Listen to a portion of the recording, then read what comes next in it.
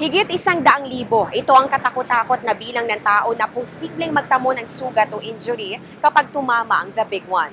Bilang paghahanda, ating isa-isahin ang first aid skills na dapat mong matutunan. Ngayon po, tuturuan namin kayo kung paano naman yung mga basic na first aid natin. So, paano po kapag kayo ay naka-experience na may isang tao na lalapit sa inyo na nasugatan? So, ano ba yung dapat natin gawin? So, kung minor naman yung sugat, hindi naman malala, pwede nating i-advise na lang yung tao ng proper wound care. Pwede nating sabihin na linisan niya lamang yung sugat niya with soap and water. Tapos pwede na siyang mag-apply ng antibiotic ointment para maiwasan natin yung infection. Kung yung tao naman na tutulungan natin ay malala yung sugat, malalim yung sugat niya, tapos talagang nagdurugo, pwede natin gawin is i-flush ng clean water yung sugat, then saka natin lagyan ng gasa. Ilalagay po natin yan directly over the wound or the injury, tapos saka tayo mag-a-apply ng pressure para po mapaampat natin or mapigilan na natin yung pagdurugo. Ngayon, kung meron po tayong available na triangular bandage, pwede po nating lagyan ng benda yung sugat para ma-maintain po natin yung pressure dun sa sugat po.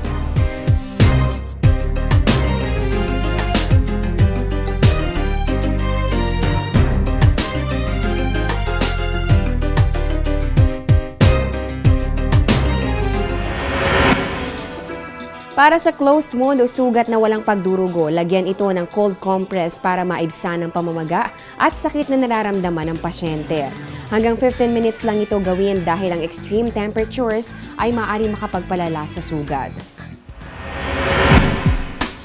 Kung tayo po ay nakasaksi ng isang tao na biglang natumba, dahil siya ay nahimatay, ang una po natin gagawin ay lapitan po yung tao at tingnan po natin kung siya ay may malay.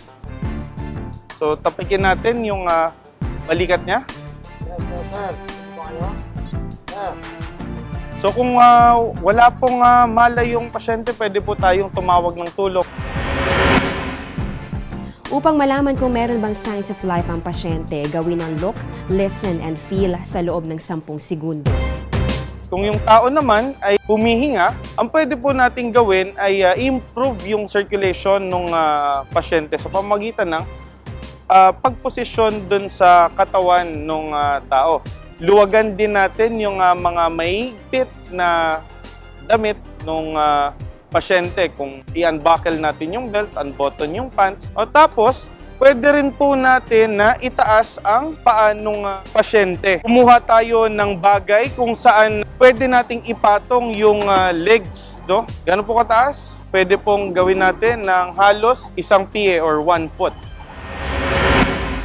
Kung hindi pa po magkamala yung pasyente, hintayin lang po natin yung tulong na ating tinawagan. At tingnan po natin kung may pagbabago ba doon sa kalagayan ng pasyente. Kung ang tao naman ay napilayan o nabalian ng braso, pwede po tayong gumawa ng arm sling gamit ang tinatawag natin na triangular bandage. So sa ipapakita po namin sa inyo, ayan, padaanin natin yung benda sa may parting braso ng pasyente.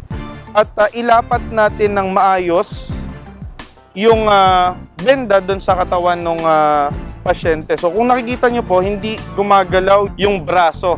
So sa ganito pong paraan, naaalalayan po natin, nasusuportahan natin yung injury ngayon ng pasyente. siguraduhing maayos ang pagbenda rito. Ang anggulo ng kamay ng tao ay dapat pinakakomportable sa kanya.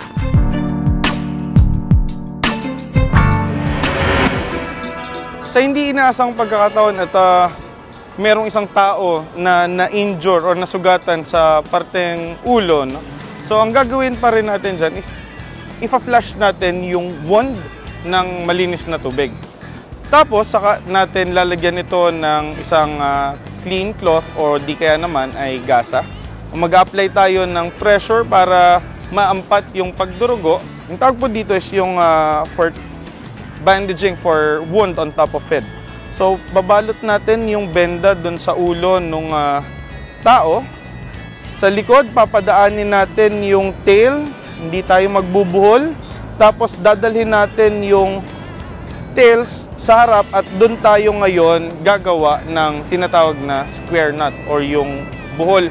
Kapag nakabuhol na, ang gagawin natin is lalapat natin yung benda at hihilahin natin yung parting likod para maging firm yung kapit nung benda dun sa ulunan ng pasyente. Upang masiguro na hindi ito matatanggal, iwasang may nakausli na sobrang bahagi ng benda.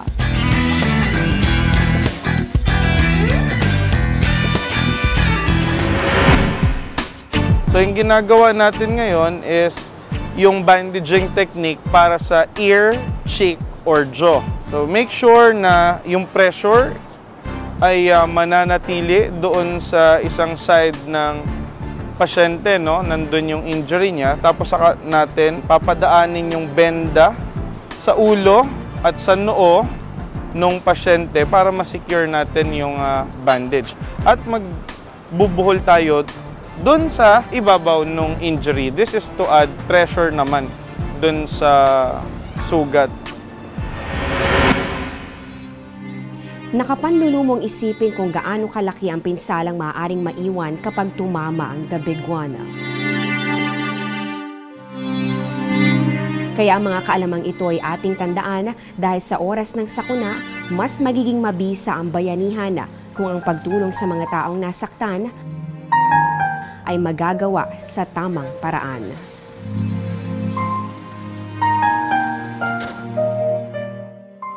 Ang kaalaman tungkol sa basic first aid, daan tungo sa kaligtasan. Para sa Panahon TV, ako si Amor Larosa na nagsasabing ang taong handa at may nahon, kayang lagpasan ang hamon ng panahon.